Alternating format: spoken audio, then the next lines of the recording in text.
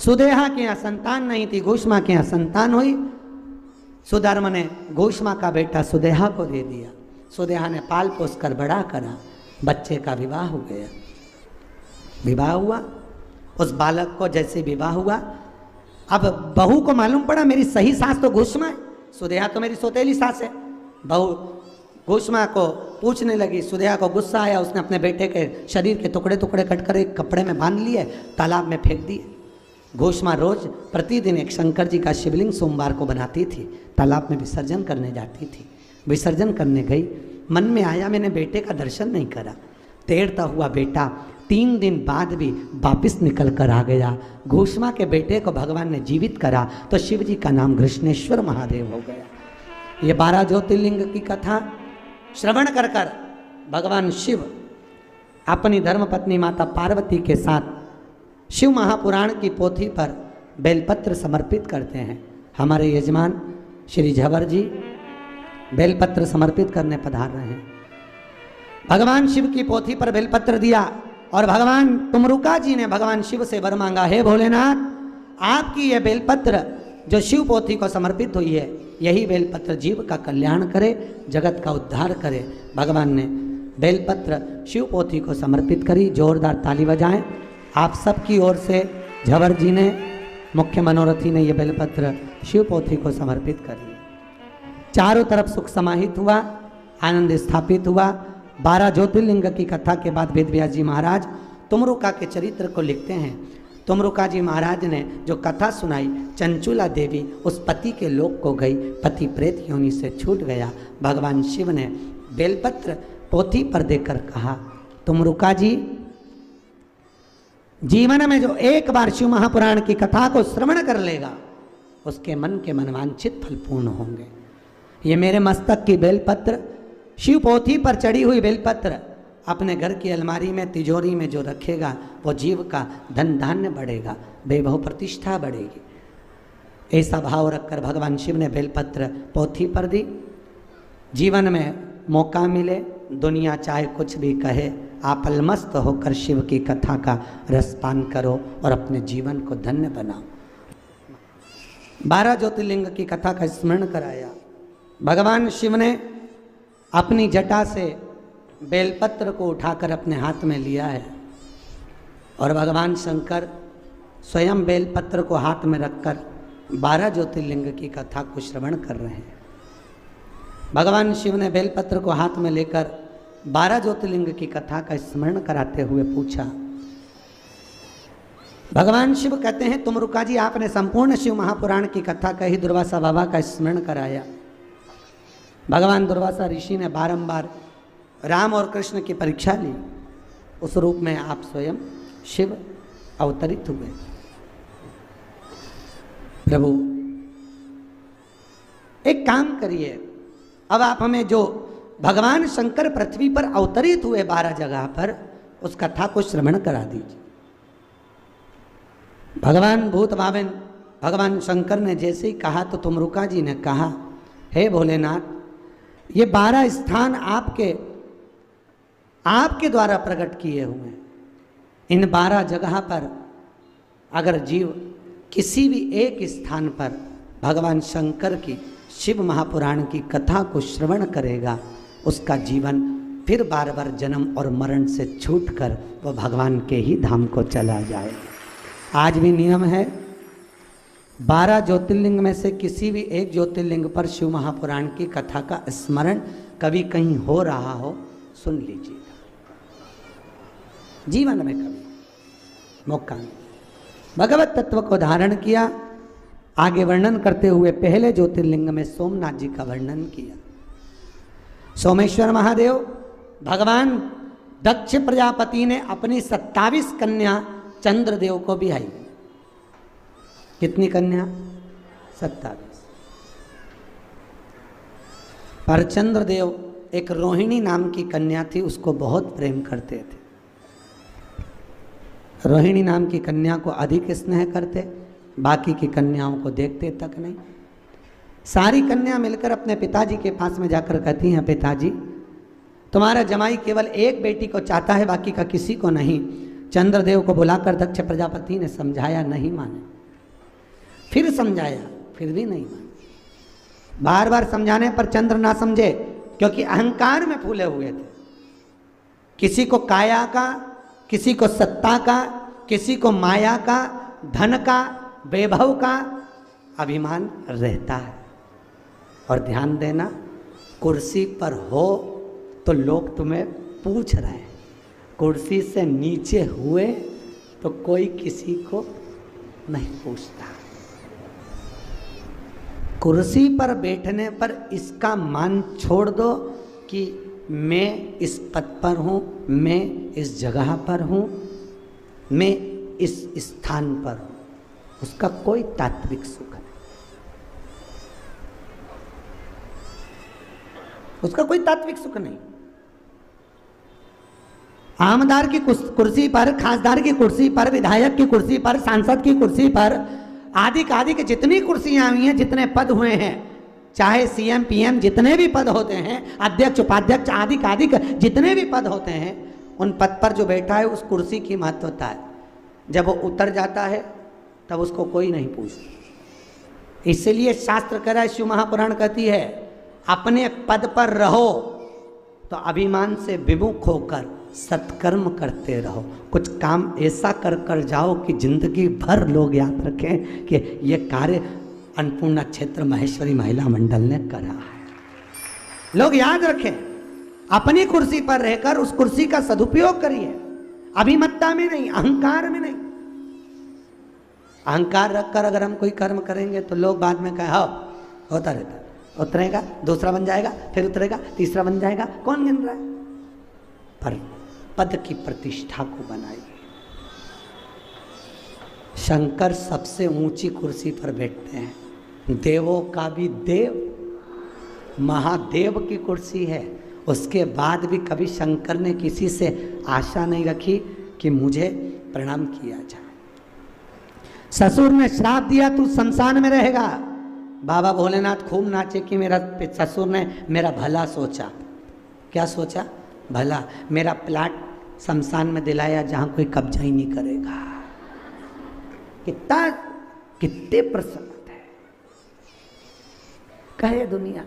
लोग उसको गंजेड़ी कहते हैं, लोग उसको भंगेड़ी कहते हैं, लोग चिलम पीते हुए फोटो बना देते हैं, लोग कुछ भी कहें, पर बाबा भोलेनाथ जी कहते हैं तुम्हारी मर्जी पड़े जो कहो, मेरे कोई फर्क नहीं पड़े।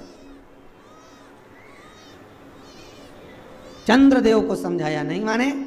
दक्ष प्रजापति ने श्राप दे दिया, चंद्रदेव तुझे काया का अभिमान है, मैं तुझे श्राप देता हूं, तेरी काया क्षणित होगी, गल गल के गिरेगी। काया का रोग हो गया, नेत्रों से जल बह रहा। पहले फूल लिया, खूब फूला, खूब अभिमान रहा, खूब अभिमत्ता में फूला, और व्यक्ति जब अभिमान से नीचे गिरता है तब मालूम पड़ता है। चंद्रदेव आंख में आंसू भरकर देवर्षि नारद के पास गए। नारद जी, मेरे ससुर ने मुझे श्राप दिया है, आप कुछ कहो, आप कुछ बताइए, आप कुछ करुणा करिए।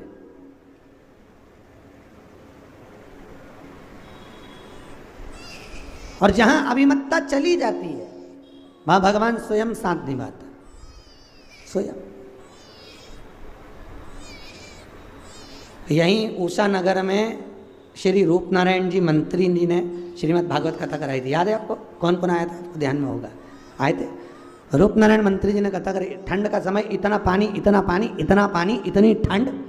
स्वयं 1008 श्री विष्णु प्रपन्नाचार्य जी महाराज जी उस कथा में जब पधारे तो उन्होंने भी कहा कि पूरी परीक्षा रूप नारायण जी आपकी भगवान ले रहा है, और तो भी परीक्षा जब ले रहा है आप उस परीक्षा में पास होते चले जा रहे हैं। कहीं अभिमत्ता थी नहीं, इसलिए कथा का तात्विक रस बढ़ता गया। एक बात बताएं, अन्नपूर्णा क्षेत्र महेश्वरी महिला मंडल, आपकी कथा में भी कहीं दिखावा नहीं था, इसलिए कथा का रस बढ़ते चले गया। जिस जगह पर दिखावा होता है वहां पर रस नहीं आता। और पहली कथा है जहाँ पर हमने एक हमारा फॉर्म नहीं भेजा, पहली कथा है वो हेड़ा भाभी के कारण। नहीं तो हर कथा में एक हमारा फॉर्म आता है, उस फॉर्म में लिखा रहता है बीच कथा में कोई नहीं आएगा, आएगा तो हम व्यासपीठ से उतर जाएंगे। ये हमारा नियम है, उस फॉर्म को भरवाते हैं हम पहले, ये हमारा नियम है। फिर प्रसादी में कोई आखिरी तक भी बचा है तो भी उसको कणका प्रसाद देना पर देना जरूर, ये हमारा नियम है। कोई भूल से भी अगर बाद में भी आया है तो भी उसको प्रसाद दो, ये हमारा नियम। तीसरा हमारे नियम बता रहे हैं हम, जो फॉर्म भरवाते हैं उसका, कोई भी कथा में आया है उसको अगर शरीर में कष्ट है उसकी कुर्सी की व्यवस्था आपको करना है। उससे जमीन पर बैठते बन जाए ठीक है, नहीं तो आपको उठना पड़ेगा और उसकी व्यवस्था, उसको कुर्सी देना पड़ेगी। क्यों? क्योंकि बेचारा इतनी दूर से आया है, उसके शरीर में कष्ट होगा, वो ठीक नहीं लगेगा। कोई अतिथि कथा में आ रहा है, कोई आमदार, कोई खासदार, कोई विधायक, कोई सांसद, कोई कथा में आए, कथा के पहले बुलवाओ या बाद में बुलवाओ। क्यों? उसका हम भी सम्मान करें, उससे हम भी मिलें तो हमको भी अच्छा लगेगा। हम उससे बात ही नहीं कर पाए, फिर कथा में लग जाए तो उसको लगेगा बताओ महाराज को कितना अहंकार कि हमसे बात नहीं करी। भगवत तत्व को धारण। तीसरा, भरी सभा में अगर कोई बधाई बट रही है तो वो 4 लोगों को ना दी जाए, अगर देना है पूरी सभा में सबको दीजिए, नहीं तो अपने रिश्तेदारों को घर पे दीजिए, पर भरे पंडाल में कोई बधाई ना बटे। एक को मिली और दूसरे को नहीं मिली, दूसरे को नहीं मिली, जिसने दी और जिसको मिल गई वो तो खुश हो गया, पर जिसको नहीं मिली उसका दिल उदास हो गया, उसको नहीं मिली। इसलिए बधाई बटे सबको दो, नहीं तो मत दो, ये नियम होना चाहिए। हम लोग केवल हेड़ा भाभी के कारण हमने फॉर्म नहीं बनवाया, नहीं तो जबरकोटा परिवार, चाहे अपना पहले वाले मुन्ना राठौर, चाहे गोलू अग्निहोत्री, आदि कादिक जितनी कथा, हमारे उषा वाले रूपनारायण जी मंत्री, आदि कादिक जितने भी कथा लिए हम सब दूर फॉर्म भरवा लेते हैं कि ये नियम हमको चाहिए। तो कथा का रस हो, समान भाव रखो, समभाव रखो। क्यों? शंकर शमशान में रहता है। शमशान का मतलब है जिस सबकी शान सम, उसी का नाम सम। अमीर भी जाए तो बांस पर, गरीब भी जाए तो बांस पर, अमीर भी जाए तो सफेद कपड़े में और गरीब भी जाए तो सफेद कपड़े में। जहां सबकी शान सम है उसी का नाम शमशान है। उस शमशान में कोई अमीर भी डनलप के गद्दे पर नहीं जाता, जाता है क्या? सब बांस के टुकड़े पर जाते हैं। तो फिर क्यों अभिमान, क्यों अभिमतता? सब बराबर। पुराण चाहे शिव पुराण हो चाहे भागवत पुराण हो, कभी किसी पुराण का शुल्क नहीं निश्चित करा। आप लोगों ने जो दिया वो लिया। कल से ये ना कहिए कि मिश्रा जी ने इतना लिया। ये अपने जीवन की 998 नंबर की कथा कर रहा हूं और 998 कथा में कोई नहीं कह सकता कि मिश्रा जी ने कुछ लिया। और शिव महापुराण का नियम है 2 साल गौशाला को बनाने में केवल 4-6 महीने 8 महीने की और देरी है, बस उस माँ के लिए मांगा है। और आप लोगों का प्रेम इतना, कई लोग कहते महाराज इतना सोना क्यों पहन के बैठते हो? और महाराज तो बैठते नहीं। हमने कहा तुमने दिया हम पहनेंगे, तुम्हारे पास भी है, पर तुमने लाकर में धर दिया, बाद में बहू को दे दोगे, बेटों को दे दोगे और मर के चले जाओगे, पहनोगे कब?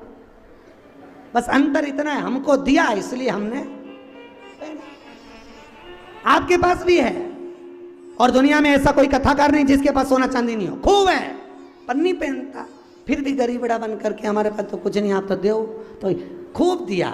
और आपका आशीर्वाद इतना है जीजियों, आपको बहन कहता हूँ, आपका इतना आशीर्वाद है, इतना आशीर्वाद है, बाबा की इतनी कृपा है कि 2019 के जुलाई तक कथाएं खूब है, उसकी कृपा है। ये आपका आशीर्वाद है, ये आपका प्रेम है, धन नहीं, आशीर्वाद फलता है। इसलिए आपको कह रहे हैं माता पिता भले किसी को भी साड़ी दें, माता पिता किसी को दौलत दें, संपदा दें, हमको नहीं चाहिए। आप क्या कहोगे? आपका आशीर्वाद दो। जिनको संपदा मिली उनके बेटों ने संपदा डब्बे में गंवा दी शेयर मार्केट में, और वो भीख मांग रहा है। और जिनको आशीर्वाद मिला बूढ़े माँ बाप का, उनके लड़के 2 रोटी कमाकर घर में चकाचक रह रहे हैं। इसलिए निवेदन है, आशीर्वाद लेना धन नहीं, दौलत नहीं, उसका कोई तात्विक अंश नहीं। उसका कोई तात्विक सुख नहीं। शास्त्र कह रहा है चंद्रदेव को अभिमान आया, क्षय रोग हो गया, शरीर गल गया, गिर गया। गुरु जी ने कृपा कर दी। देवऋषि नारद ने कहा तुम्हारी आकृति का शिवलिंग बनाओ, उसकी आराधना करिए, पूजन करिए। आकृति का शिवलिंग बनाया, पूजन करी। पूजन करी, शंकर जी प्रसन्न होकर काया के रोग से मुक्ति दे दिए। जिसका शरीर सफ़ेद पड़ रहा हो, चर्म रोग हो गया हो, खाल सफ़ेद पड़ रही हो, उस व्यक्ति को कुछ नहीं करना है। क्या करना है? अलोनी गोबरी, गोबरी जानते हो, अलोना कंडा, गाय ने पोटा करा, सूख गया, उस कंडे को उठा लो, उसको सुखाओ, सुखाकर उसको जलाओ, जला के राख तैयार करो, राख तैयार करके सफ़ेद कपड़े में उसको रखो। सफ़ेद कपड़े में रखकर शिवरात्रि कोई से भी महीने की हो, रात्रि को 12 बजे उस कंडे के चूरे को लेकर जाओ, शंकर जी के शिवलिंग पर 12 बजे रात्रि को चढ़ाओ, वापिस उठा लो। 1 बजे से 2 बजे के बीच में उसी चूरे को पानी में डाल लो और निवस्त्र होकर बाथरूम में उस पानी से स्नान कर लो। चर्म रोग समाप्त हो जाएगा। सफ़ेद जो चमड़ी पड़ रही है वो धीरे धीरे अपनी सही अवस्था में आ जाएगी। सही अवस्था, प्रयास करो। दूसरा वर्णन, जिसकी चमड़ी सफ़ेद पड़ रही हो, काया का रोग हो, बड़े परेशान हो गए, कोई बड़ी काया की रोग बीमारी हो गई, कुछ ना करिए। कभी सोमनाथ जी जाएं तो सोमनाथ के मंदिर के शिखर को एक कटोरी में घी रखकर, शिखर को दिखाकर भगवान शंकर का एक बार जो 10 नाम आपको बताए थे शिव और पार्वती के, वो 10 नाम बोल लो और घी दिखा लो शिखर को, उसी घी को लेकर आ जाओ, प्रतिदिन 11 दिन तक लगाओ, चर्म रोग समाप्त हो जाता है, कभी नहीं रहेगा। जितनी गोली दवाई खाते हैं चर्म रोग उतना बढ़ता है, पर भगवान शिव आरोग्य के देवता हैं, रोग मुक्त करने वाले, आरोग्यता प्रदान कर, चर्म रोग मिट जाता है। आगे कथा आई है, सोमेश्वर के रूप में भगवान विराजमान हुए। अगला वर्णन आया है मल्लिकार्जुन कार्तिकेय जी रुष्ट होकर श्रीशैलम में जाकर विराजमान। कहां पर? श्रीशैलम। एक बात बहुत सुंदर है, कभी मौका मिले श्रीशैलम में, पूरे जगह पर बहुत महंगा भोजन है, पर श्रीशैलम में हमारे मारवाड़ियों का एक महेश्वरी भवन बना हुआ है श्रीशैलम। मैंने एक चीज़ वहाँ की बहुत अच्छी लगी, पूरी महेश्वरी समाज को मैं साधुवाद दूंगा, एक बार जोरदार ताली बजाओ उनके लिए।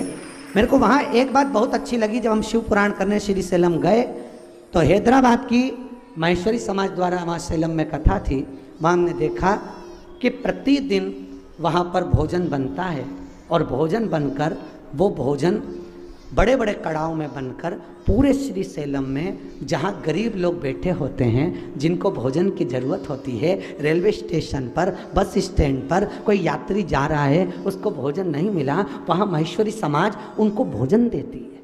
ये कितनी बड़ी बात होगी, सोचो आप, ये बड़ी प्रसन्नता की बात है। अच्छा, सुख की अनुभूति। कई लोग कहते हैं महाराज कलिकाल में यज्ञ का विधान क्या है? शिव महापुराण कहती है कलिकाल में यज्ञ का विधान है, हजारों लाखों रुपए की सांकल्य छोड़कर अग्नि को प्रकट कर लिया, लाखों रुपए यज्ञशाला में लगा दिए, वो यज्ञ करना श्रेष्ठ नहीं है। कलिकाल में यज्ञ की प्रामाणिकता है अपनी कमाई का एक अंश निकालकर किसी भूखे को भोजन करा दो, यज्ञ हो गया, यज्ञ हो गया। किसी भूखे को भोजन कराना यज्ञ हो गया, वो यज्ञ का प्रधान, वो यज्ञ की आनंदता है, वो यज्ञ की श्रेष्ठता है। भूखा भोजन कर ले वो आनंद। मल्लिकार्जुन में बाबा श्रीशैलम में जाकर कार्तिकेय जी बैठ गए, माता मनाने के लिए गई। पूरे विश्व में केवल एक मल्लिकार्जुन का मंदिर ऐसा है जिसकी शिखर पर 2 ध्वजा लगती है, एक लाल एक सफेद। लाल ध्वजा पूर्णिमा के दिन हवा में उड़ती है और सफेद ध्वजा अमावस्या के दिन हवा में उड़ती है। कितनी भी हवा चल जाए, आंधी चल जाए, पर ध्वजा नहीं उड़ती, उड़ेगी तो पूर्णिमा पे और उड़ेगी तो अमावस्या पर। आप अपनी छत पे ध्वजा लगा दो, उड़ेगी कि नहीं उड़ेगी? मंदिर का शिखर इतना ऊंचा है श्रीशैलम का, पर ध्वजा नहीं उड़ती, पूर्णिमा पे, क्योंकि शंकर जी बेटे से मिलने आते हैं। अमावस्या पर माता पार्वती आती है, हवा में उड़ती है। श्रीशैलम में भगवान मल्लिकार्जुन के रूप में विराजमान हुए। अगला वर्णन है महाकाल। दूषण नाम के राक्षस ने ब्राह्मण के बच्चों को पकड़कर निचोड़कर उनका रक्त पिया, तो भगवान को स्वयं भगवान शंकर की बहन, क्या नाम था शिव जी की बहन का नाम क्या है? छी प्रिया। नाम बोलो, छी प्रिया, जिसका लोगों ने अभ्यांग कर कर छिपरा कर दिया। क्या नाम है उसका? छी प्रिया। शंकर जी की एक ही बहन थी, माता पार्वती की ननन छी प्रिया। वो छी प्रिया भगवान शिव से बोली, भोलेनाथ।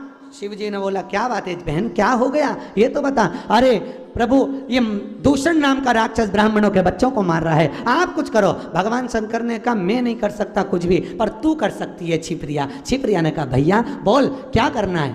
तू मेरी बहन है, एक काम कर, मैं अवतरित होऊंगा, पर ये दूषण एक अवतार नहीं कई अवतार रख सकता है और दूषण रूप बदल सकता है। तो छिप्रिया ने कहा तो आप रूप नहीं रख सकते। शंकर जी ने कहा मैं मृत्यु लोक का देवता हूं, इसलिए रूप नहीं बदल सकता। तो क्या करूं? एक काम कर छिप्रिया, जब मैं आऊं तो मेरे ऊपर जल का छींटा देना, छींटा देगी मैं 84 रूप धर लूंगा। 84 रूप रखकर इस दूषण नाम के राक्षस का 84 रूप में अवतरित होकर इसका संहार कर दूंगा। पूरी भारत की भूमि पर कहीं 84 महादेव नहीं है, केवल एक जगह पर है, उज्जैन में। भगवान शिव ने 84 रूप रखे और दूषण नाम के राक्षस का संहार करा। ये देखकर छिप्रिया बड़ी प्रसन्न हुई और अपने भाई को राखी बांधी। आज भी पृथ्वी की सबसे बड़ी राखी महाकाल राजा को बनती है, छिप्रिया की ओर से, बहन की ओर से, भाई की ओर से। छिप्रिया ने दूषण नाम के राक्षस का काल बनकर भगवान प्रगटे, महाकाल बने। जीवन में एक बार 84 महादेव जरूर करो, एक चावल का दाना 84 महादेव पर जा जाकर अवश्य चढ़ाइए, प्रयास करो शिव का अवतरित भाव। अगला वर्णन ओमकारेश्वर। बिंद नामक पर्वत ने तप करा, भगवान शिव को राजी करा। तब भगवान शंकर उस जगह पर आ नहीं रहे थे, तो बिंद नामक पर्वत ने भगवान शंकर की पसीने द्वारा निर्मित बेटी को वहां बुलाया। क्या नाम है?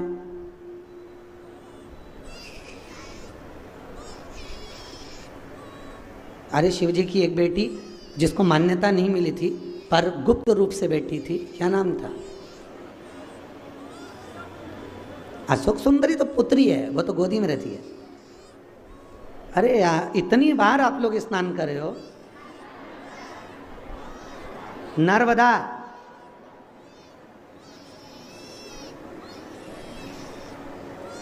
शिव जी की पुत्री है। शंकर जी ने जब तप करा था उनके शरीर से पसीना निकला, पसीने ने स्त्री का रूप ले लिया। नर्मदा पुराण में लिखा है। उस स्त्री का नाम क्या पड़ा? नर्मदा। नर्मदा जी के पति का नाम क्या